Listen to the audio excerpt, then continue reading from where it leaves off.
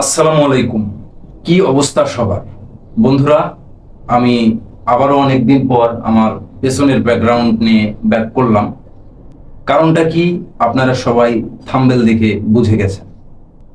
আমি খুব খুব এক্সাইটেড যে আমি আবারও মেগাস্টার শাকিব খানকে নিয়ে কথা বলতে পারতেছি। এখন আপনারা বলতে পারেন, ভাই কে মানা করছিল আপনাকে কথা বলতে? দেখেন ভাই, আমি কারো ব্যক্তিত্ব বিষয় নিয়ে কথা বলতে চাই না। আমি তাকে ভালোবাসি, তার মুভিগুলো দেখি, তার অভিনয় আমি ফলো করি, তার অভিনয় আমার খুব ভালো লাগে। এজন্যই তার মুভিগুলো নিয়ে কথা বলি। আপনারা দেখছিলেন কিছুদিন আগে তাণ্ডব মুভি নিয়ে আমি আপডেট করেছিলাম।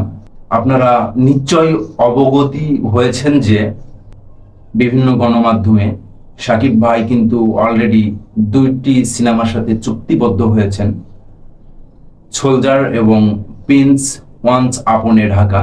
তো সিনেমা দুটি সামনে 26 সালে রিলিজ হতে যাচ্ছে। সোলজার সিনেমায় শাকিব খানকে একটি রাষ্ট্রের গোয়েন্দা সংস্থার সাবেক এজেন্টের ভূমিকায় দেখা যাবে, যতটুকু আমরা গোপন সূত্রে জানতে পারছি। আবার কেউ কেউ বলছে মেজর সিনার চরিত্রেও তাকে সোলজার সিনেমায় দেখা যেতে পারে।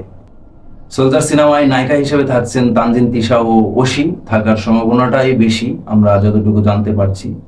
এখন যদি আপনাদেরকে পিন সিনেমার একটু আপডেট শোনাই, সেটা হচ্ছে পিন সিনেমাটি তৈরি করছেন আবু হায়াত মাহমুদ।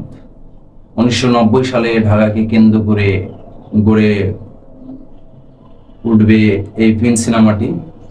তো পিন সিনেমায় 3জন নায়িকা থাকছেন। আশা করছি সোলজার সিনেমা ও পিন সিনেমা অনেক ভালো ইন্ডাস্ট্রি হিট করবে।